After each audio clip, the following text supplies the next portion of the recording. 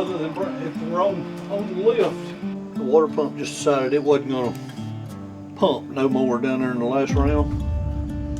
I crossed the darn scales, this thing had steam coming out of it like a darn dragon. It wasn't happy. That's always nice. Yeah. Yeah, it wasn't our proudest moment, but luckily we didn't hurt nothing. All right, I'm Ernie Smith, driver of the 1966 Chevy 2, Saturday Night Special.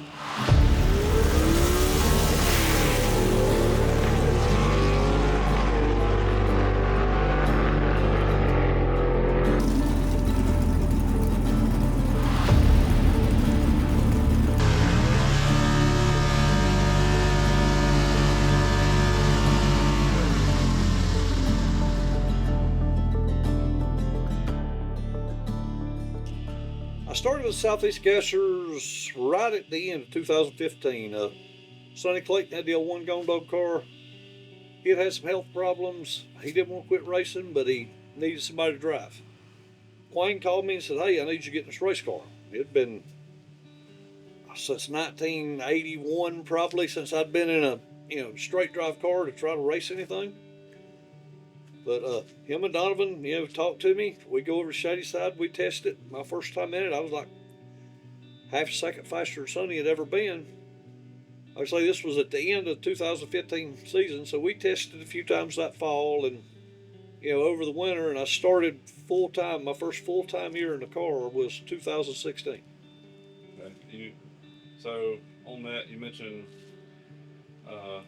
it's been since, 81? You said since you've been in a race car? 81, 82, roughly. Yeah. So I was still in high school street racing.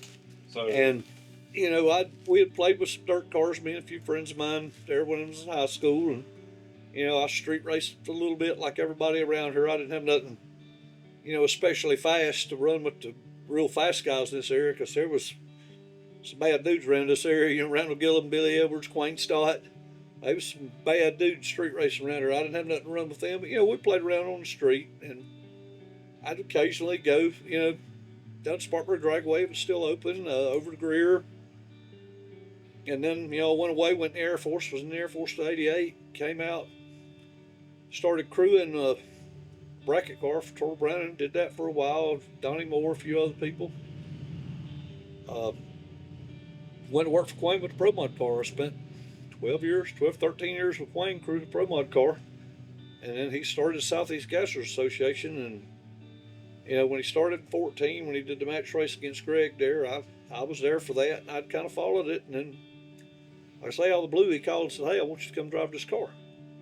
And 2 years with Sonny, and then Sonny decided he was going to get out of racing. We're month and a half, 2 months before the season started. I had the sponsorship funding, but so I didn't have a race car. So I went up, talked to Quayne. He had a couple cars there in the shop. Worked out a deal. Excuse me. He had a C-Gas car sitting there that nobody was in.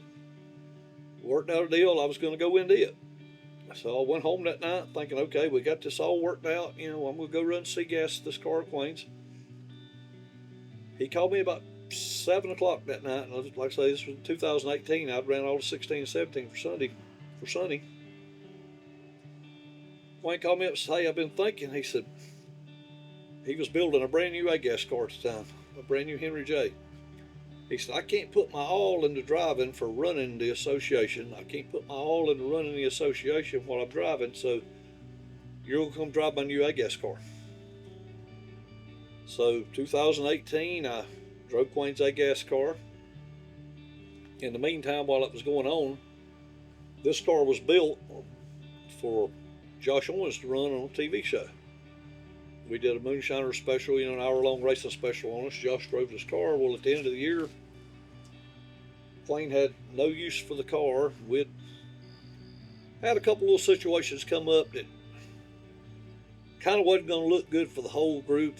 Some stuff that happened, I ain't going to go into that, but it was a deal there at one race where, I was in Quayne's car. My sponsor was sponsoring the race. I was going to have to run Donovan the next round. The guy had ran around before, they called him clutchless shifting.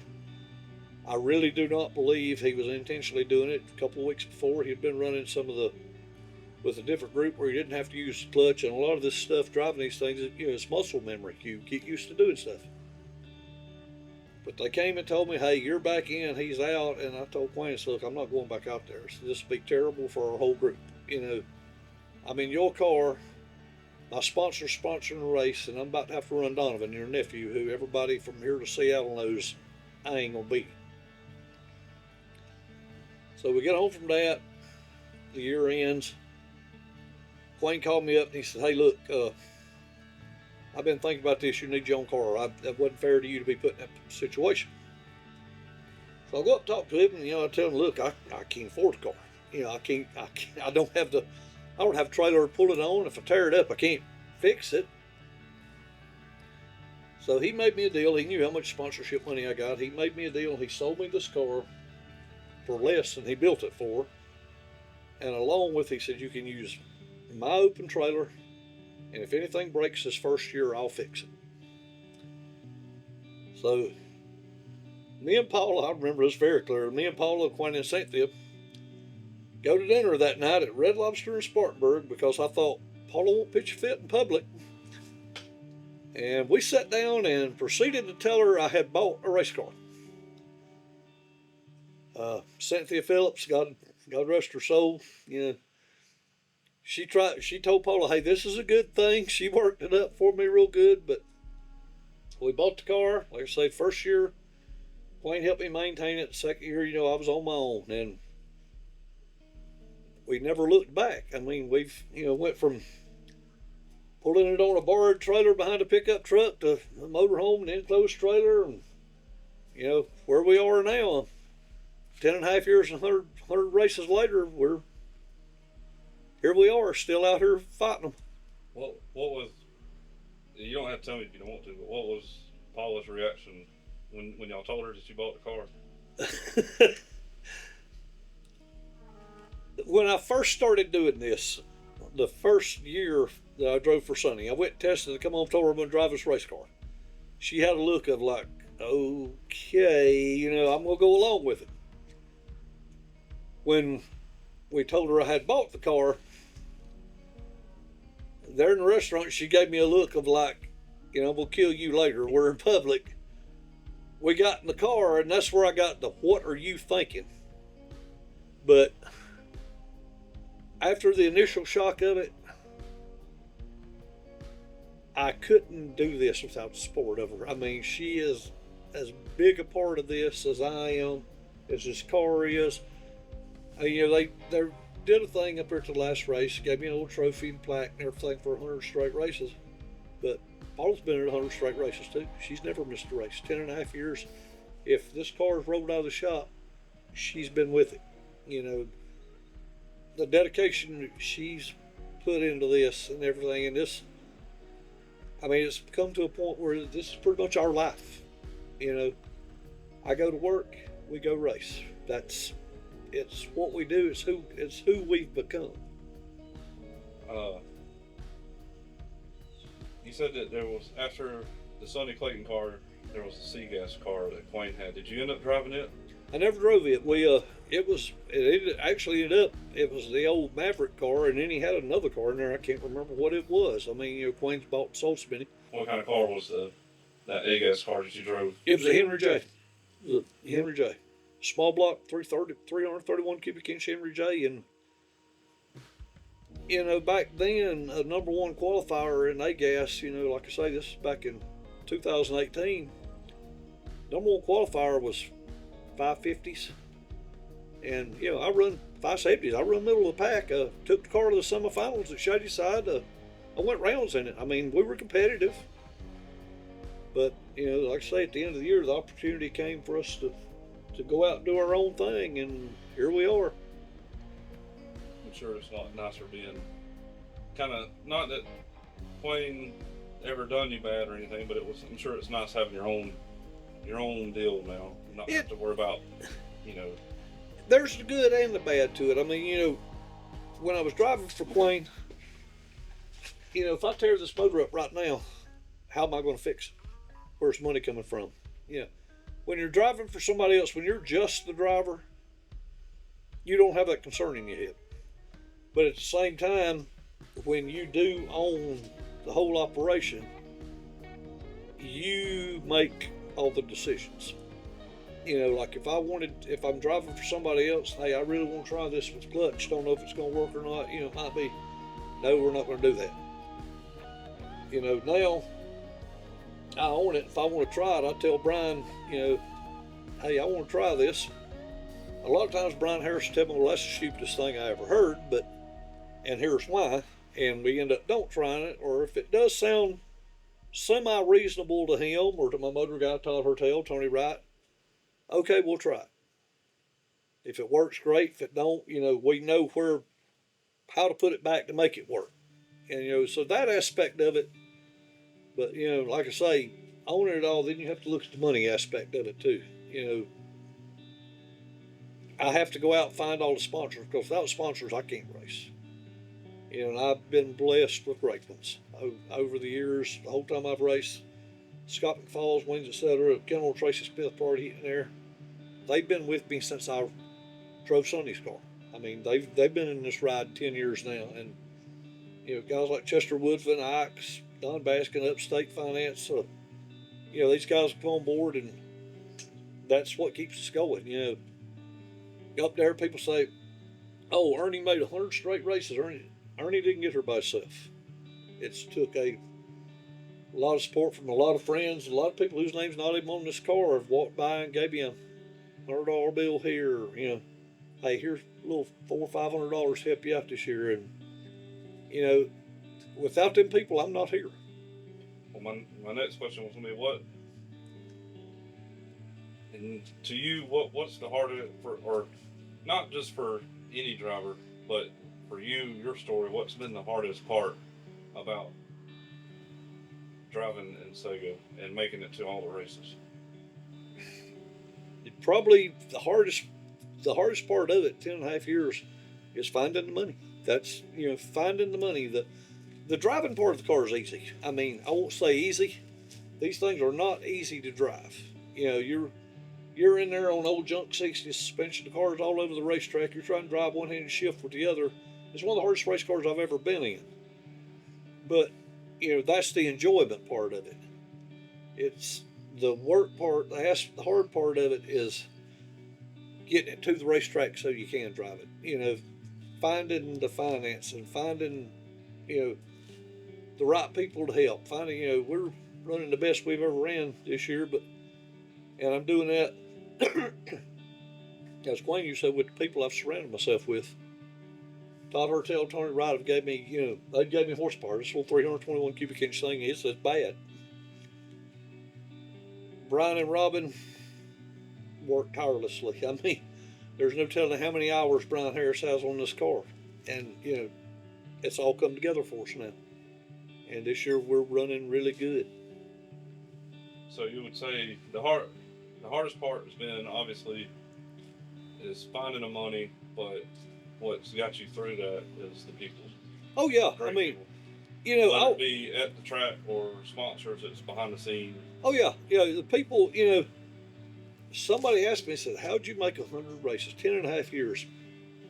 And I told somebody, I told them at the driver's meeting the other day, it wasn't hard for me to do. It's not hard for me to do if you believe in something.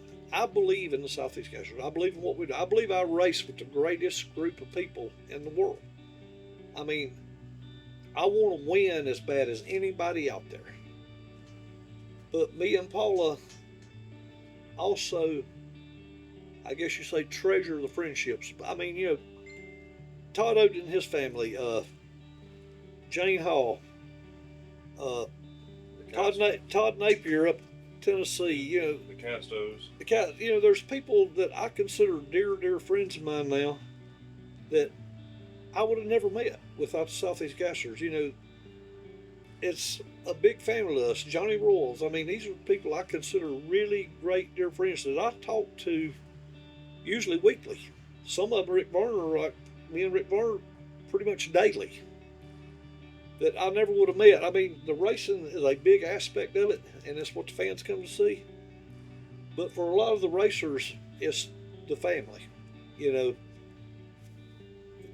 10, 11 times a year we go to a big family reunion for a weekend. Heck, a race breaks out. You know, it's the people and not just the racers. You know, we have a lot of really loyal fans.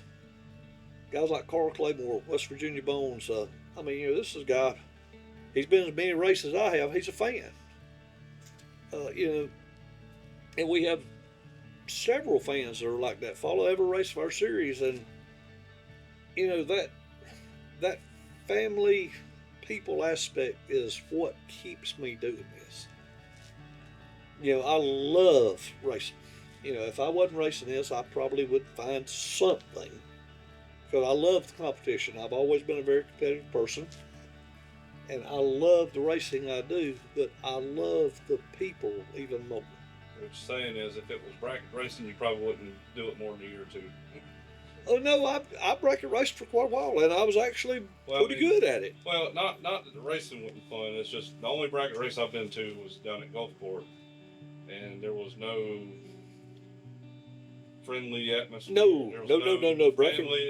Family atmosphere. Even the drivers, when they come up, bracket racing. Even when the drivers came up to the line, there was nobody with them. They were by themselves. Nobody to back them up. Nobody to help them. Nobody to help line them up in the groove. Nothing. Bracket racing is a whole different ball game from what we do. It's a very competitive, cutthroat. You know, if I break something, if anybody in our group's got it, they're gonna loan it to me, and I'm gonna have 7 or 8 people over there helping me try to fix the car. So, for example, one I'm thinking of is South Georgia Motorsports Park with the battery. Yeah. You had somebody, it was late at night too, and you finally found a battery, if I remember. Right.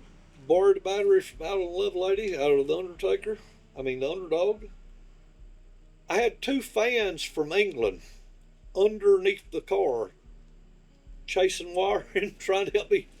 You know, these guys had came over from England to watch a race and spent 3.5 hours with me till we found the problem, helped me fix it, and then 2 races after that, we were at Knoxville. We'd left, South Georgia, went to Shadyside.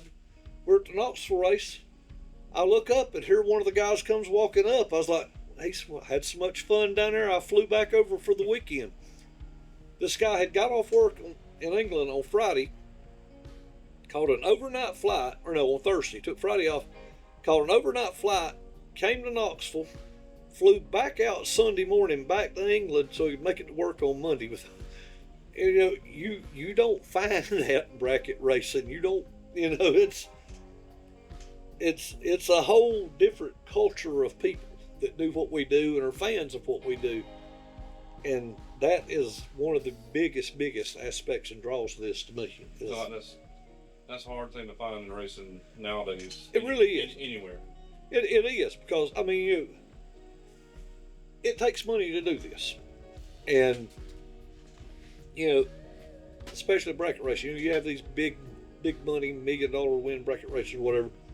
If you're one of them and you break something, you're on your own, because some guys are thinking, well, that's one less car. With us, none of us are getting rich. If we, I can win every race this year. I'm not going to make the money I spend. You don't make money racing. You don't. If you run a top fuel, you don't make money racing. If you want to be, if you're a billionaire and you want to become a millionaire, go racing. Go racing. That's what I've always heard. That got told to me several years ago when I worked for Quayne. We were down in Darlington, and Paul Trussell, who owned a big construction company that Ed Hoover drove for, we were all sitting there one night, and Quayne and several of the Pro Mod drivers, a lot of us crew, and Trussell made that comment. He said, guys, I don't understand it. He said, I can tell every one of you how to make $1 million doing this stuff this year. And everybody was like, well, how do you do that, Paul? How do you do that? He said, you better start with 2 or 3, and before you know it, there ain't going to be but one left. And, it's an expensive. These things eat money. But, you ask yourself, what's your enjoyment life worth to you money-wise? I enjoy this. I enjoy the racing. I enjoy the competition. I enjoy the camaraderie. I enjoy the people. There's times I may not, I'm sitting in the motorhome. I work 10 hours. I come home on Thursday afternoon, climb in the seat of the motorhome, and drive overnight for 10 more hours to get to a race. There's times I might not enjoy that, but once I get to the racetrack, it's like, okay, we're home. This is what we do. This is who we are. It's immediate mood change. Because, oh yeah, all yes. those people there that you see once a month, but they're like your best friends, like right. you've known for 30 years. Right. It's like they're all there. It's family, and and like I said, I want to win as much as anybody out there. But back when I did other forms of racing, when I did index racing, I ran 990 class car for a few years and bracket raced.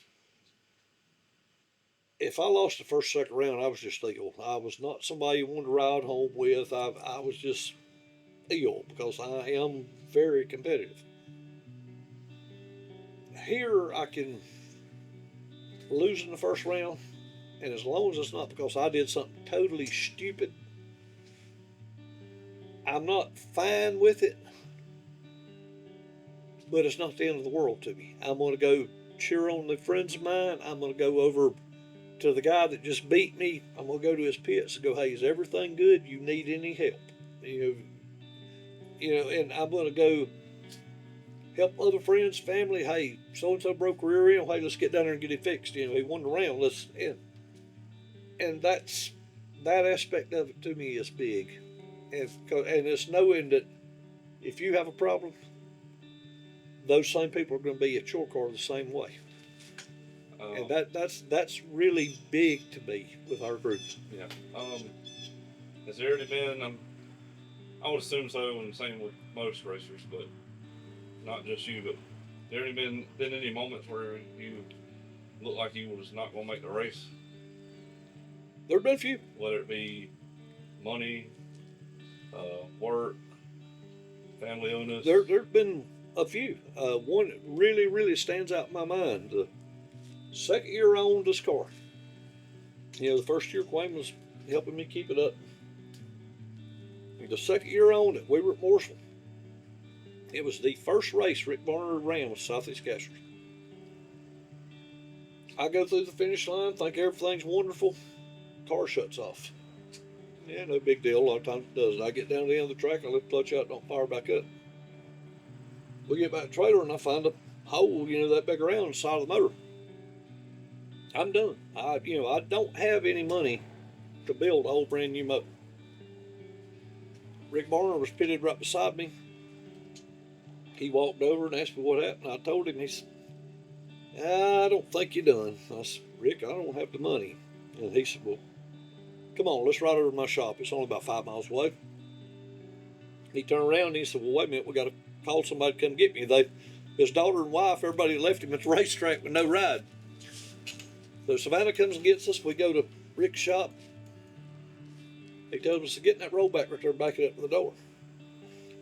What are we doing? I don't know what we're doing. So I back the rollback up door. He opens the roll-up door. And next thing I see, he's got a motor horse picking an engine up. I said, Rick, what are you doing? He said, that's your engine. I said, Rick, I can't afford to pay for an engine.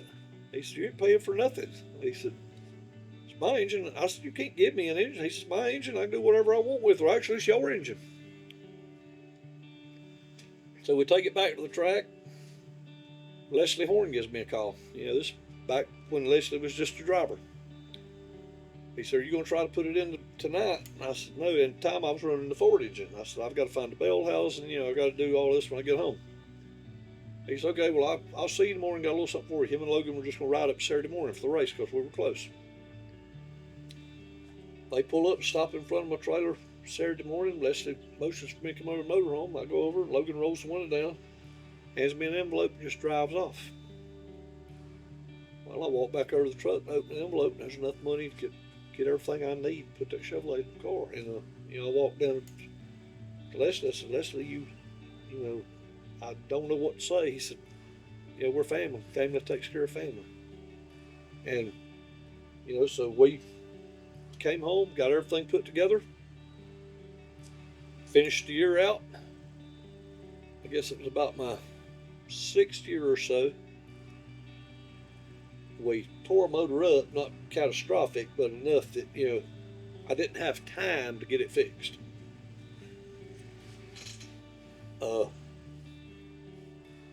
Josh Owens had a bone stock 8 dirt track motor sitting up in his shop in a dirt track car. We haul butt up to Josh's shop, grab it, we put in a bone stock. I know this thing has no chance of winning the first round, but we went to the race. We went through the gate, and I did that because the Southeast Gasser Association gave me a great place to race. And I believe I owe it to the group to do what I can to make our group successful. Be it show up to race, be it, going to promote it, whether it's a car show, online. I went out a couple of times a week, a few weeks before, raced to different places, put flyers up, get out and talk to people. A group is only as good as the people in it.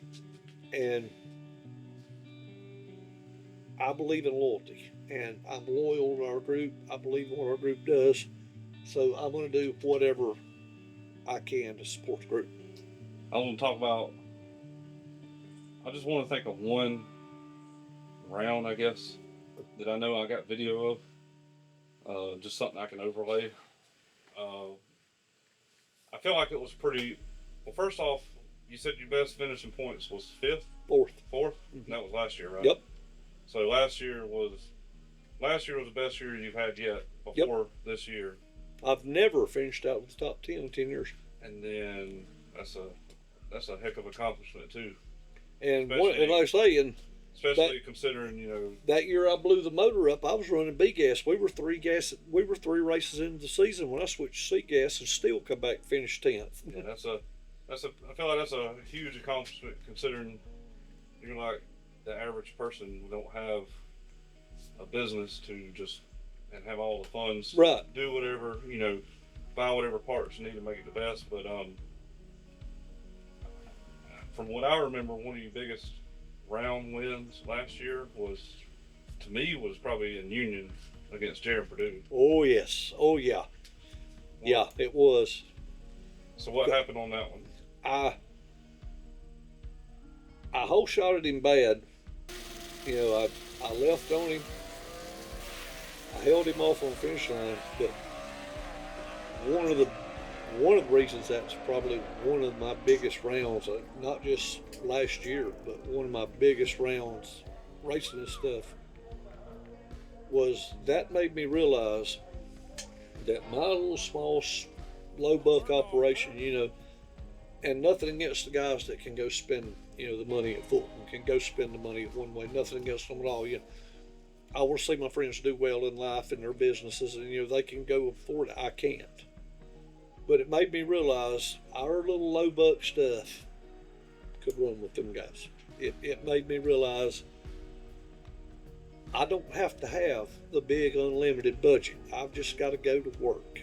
And like I say in a lot of my videos that I do on Facebook stuff, you may outspend me, but if I let you outwork me, that's on me. That's my fault, and I'm not gonna let them outwork. I don't think you ever have. No, that's I have more time than I have money. Yeah. So I spend my time. The little things I can do. Be at a quarter round more clutch, or a better way to run the wire. I try to concentrate on the little things, because the little things will become bigger things. And I got an old steel head motor, set of heads that were originally done, I think, in 1982. That's how old they are. But we find a way to make the old stuff work. I don't have the money to go buy the latest, greatest. So I take care of what I got. I maintain what I've got. And I constantly just look for little ways that's not going to cost me any money to get better. And as long as I work on the little things, the big things will take care of themselves.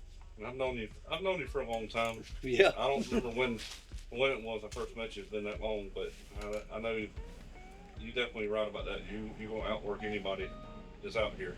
I generally spend Monday, Tuesday, Thursday, and all day Saturday. On Mondays, I get off work. I come up here. Tuesdays I get off work, come up here. Wednesday nights, me and Paula and Brian and Robin usually go to dinner together. Thursday night, I'm up here. Fridays, me and Paula and Brian and Robin usually go to dinner together. Then Saturday morning, if I get here at 8 o'clock, I've got here late. And I'm usually up here from anywhere from 6:30 to 7 o'clock Saturday morning to 5:30 or 6 Saturday evening. You can't win on a racetrack. You win right here. You win with preparation. You win with finding ways to go perform. And that's how I've always approached it. I remember watching that round. Normally, when I had the camera, I was looking through my monitor. I'd always look through my monitor, obviously, to make sure I got it pointed in the right spot. Every now and again, I would look at the monitor and I got it pointed right, and I would watch the race. So you can look up over the camera and watch the race. I would watch the race because I'm still, I enjoy video, but I still like racing. Yeah, still a race fan, just like I am. Yeah. I will go to the fence and watch our other guys run. Still a race fan, but that was one run I definitely remember. I got it pointed in the right spot, and I knew, what movements I would do once I started. It would still be pretty good. Still good. But I remember looking up, and I knew you'd been doing good last year, and I was nothing against Jaron. I love Jaron, great family, but I was cheering you on as always, and I seen you leave, but you left you treat him so bad. I thought, dang, he done red light. He went red bad. Like it wasn't obvious. You left him on the tree. Yeah, it was obvious enough where it felt like that was 100% red light. Yeah, and then I seen you got the wind light, and I'm like, heck yeah. Jaron even told me. Jaron said himself. He said, when I let the clutch out, you were a car and a half ahead of me. He said, I don't know where my head was or what. He said, but I knew I was in trouble when I let the clutch out. He told me that. It's just one of those days it worked for us. One of the last two. You talked about it earlier when you was working on the car, but the point situation this year where you and him are comfortably ahead of everybody else. But so you've made 100 races straight. You're first ever to do it. Yep. Nobody will be able to take that from you. No, and I'm the first one to do it. 100 races straight, 10 and a half years of consecutive. Never ever missed a race. Barry Lynn's only one season behind me. I think Kenneth's just a few races behind me. There's a few more people going to do it, but I'm the first to do it. And I never really set out with any goal. I just set out to go race. When I got the car for Sonny, I didn't have any clue how long it would last, where it would take me, what it would do. Wayne asked me to come drive the car. I got in it. I really, really enjoyed it. And I was like, well, let's just see where this goes. And here we are 10 and a half years later, 100 straight races, and we're starting on the second 100. So Ron Allison's in his 80s. Gene Cromer was in his 80s. I don't see any reason why I can't start on the second 100 and be the first guy to go 200 straight. It'll take me another 10 years. I'll be in my 70s, but hey, I'm still, as long as my body will let me and I can find the financing, the sponsorship, the funds, I'm still going to be out here and go to war with them. So, with that being said, last one I can think of, you kind of told me on the phone the other night that you wasn't really expecting nothing, but you show up to the race, you show up to Brainerd, and I'm assuming during driver's meeting, they called you up and they made a one-off trophy, just not one-off as in it's a knockoff, but one-off trophy as in it's a one-of-a-kind, because from the pictures, it's not the same exact trophy design and cup as the normal winners, but they made one for you. It's sitting in my room. I can get it out if you want to see it. We'll get it out in a minute. Okay. But yeah, they did. I mean, it. I What was your thought? I figured there would be some kind of recognition. Like, hey, congratulations. I wasn't expecting that. I was not expecting that, and I realized. I had last year. Me and Stephen Smith started talking about just in a conversation. How many races have you run? Well, I don't really know. So me and Stephen kind of looked back and started counting races. Like, a couple years we had 11 races. A couple years we only had 8. But we started looking back counting. And when we figured it up, I think I was at like 94 or 95, somewhere around in there. So then I was like, wow, I've run this many straight. Then it became a goal to me. I'm gonna get to 100. And I got there, and like I say, I thought it'd be, congratulations, da da da da. But when they gave me the trophy and everything, that it really surprised me. And I mean, when you walk up there, Leslie hands me they had me a Burger King crown first, with 100 races of the King and all that, and then Wayne comes up behind him, hands him the trophy to present me it. And I look out, and everybody out there, that I race with, everybody's standing there applauding me, and it really hit me, the gravity of it then, that, wow, I've just done something nobody's ever done. And it was special to me. I won't, ever say it wasn't. That was a special, I've done a bunch of different kinds of racing, but that was probably one of the most special moments to me ever racing.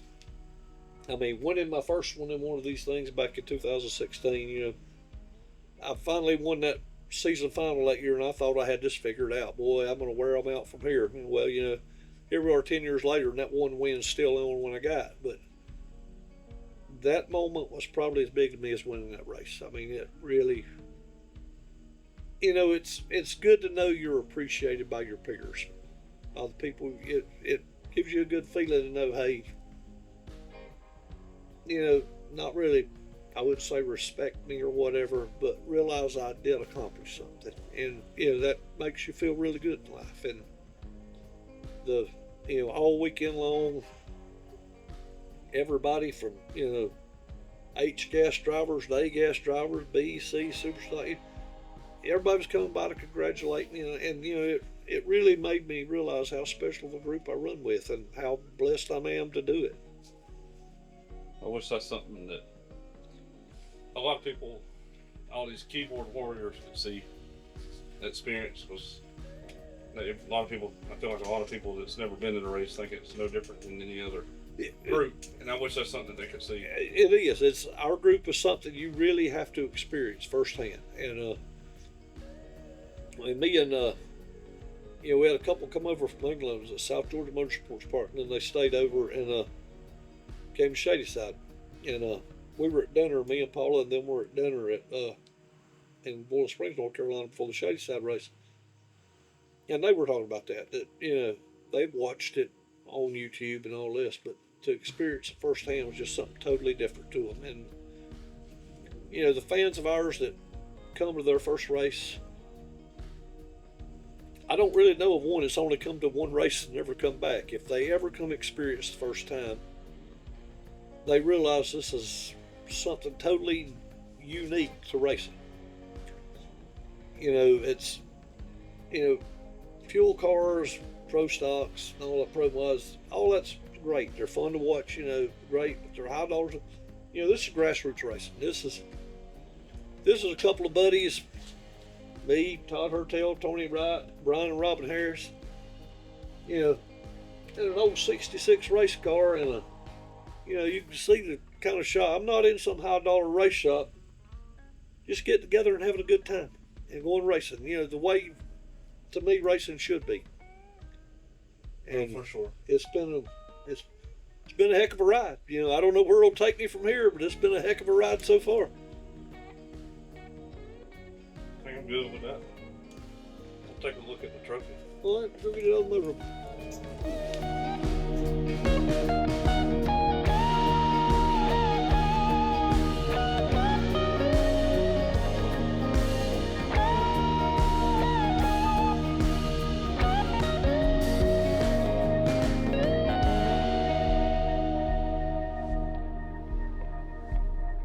Hey guys, I hope you liked the video.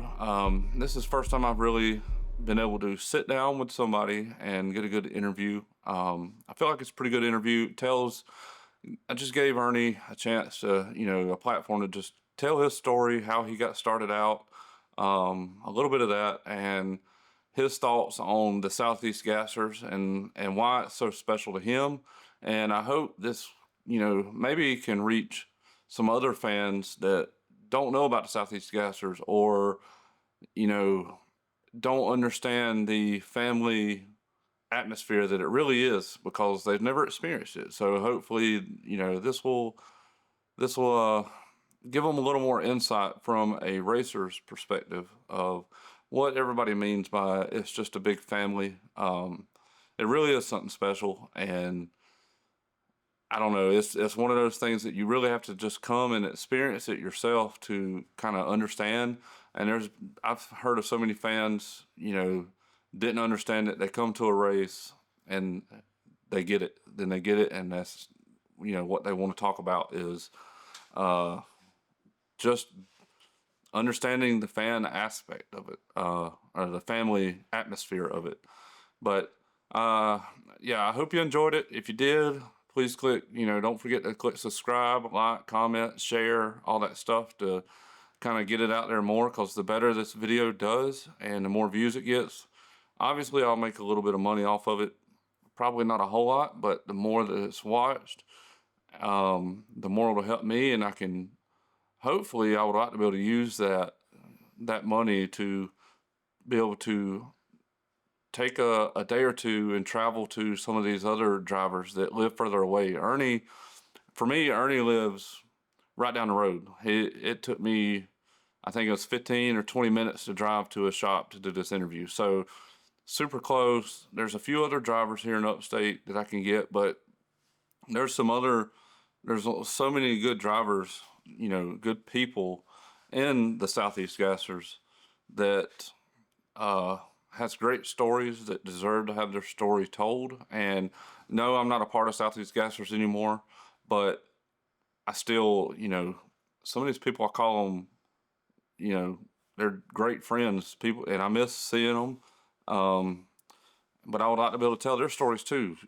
Just a few, for example, you got Todd Oden down in Alabama, great people. You got Jaron Purdue, I'm pretty sure he's in Ohio.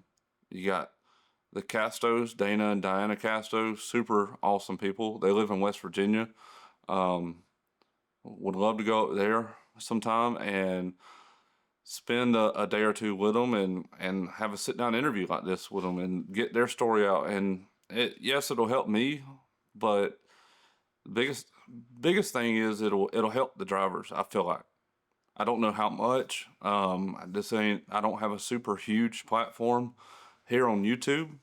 I got a little bit on Instagram and Facebook, but the goal is not just to help myself. The goal is to help the drivers, help get their word out, give them some more exposure, because these guys, they don't, they could win every single race, like Ernie said, and they will not make their money back.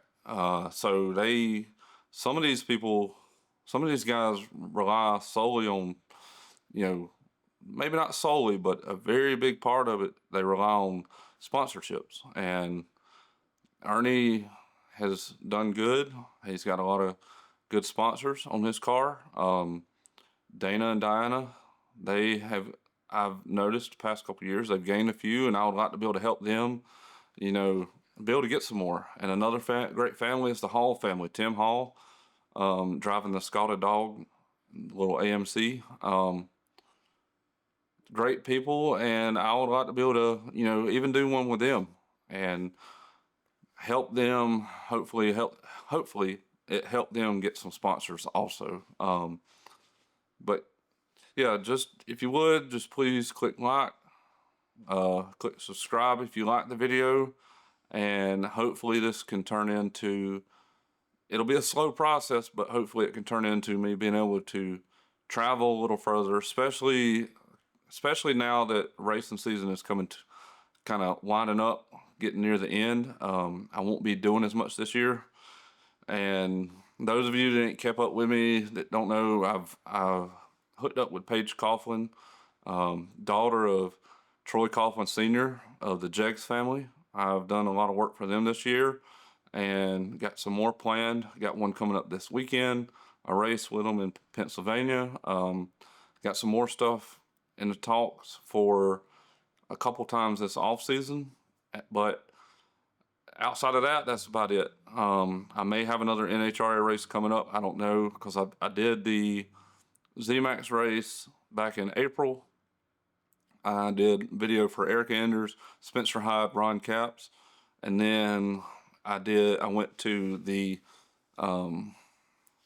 U.S. Nationals in Indy about a month ago, and I worked for Steve Torrance and Ron Capps on that race, and made a video for them, worked for them, great teams, had fun. So maybe, you know, there's still a chance that the last 2 races of the year for them, so Vegas and Pomona, that I might be able to go out to those races. But outside of that, I have nothing left. Nothing planned, nothing scheduled. So, like I said, hopefully this, you know, it'll be a slow process, but I would like to see this turn in, you know, if this video does good and I get the support, it'll cost y'all nothing to watch it or play the video, and that'll bring in a little bit of money for me that I can use a portion of that to hopefully go see some of these other drivers. I would love to be able to tell sit down with every driver in Sega, and be able to tell their story, because they all deserve it, because without them there wouldn't be a show just as much as the fans. If it wasn't for the fans, there wouldn't be a show. So like I said, I would love to be able to sit down with every single one of them, but we all know there's probably over 100 drivers total that will show up throughout the season, and that'll take a lot of time. And but I got to start somewhere. This video is a good start. I still need to get in touch with Chase Howard. I've talked about doing one with him, but I'll wrap it up there and not talk too long, because I tend to do that sometimes. But anyways, hope y'all enjoyed the video, and we'll see you on the next one.